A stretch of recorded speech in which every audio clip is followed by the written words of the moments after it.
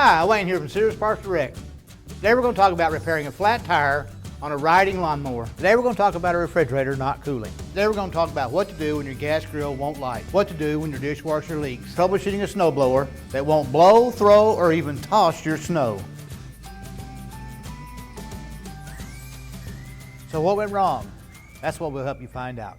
That's why you should use eye protection and wear work gloves when jump starting your battery. When heated, some sausages squirt fat and juices out, creating a flamethrower effect. You can repair arc marks up to the size of a quarter using this touch-up paint. This may seem pretty obvious, but if you're like me, you've tripped a circuit breaker a time or two, or three, or four.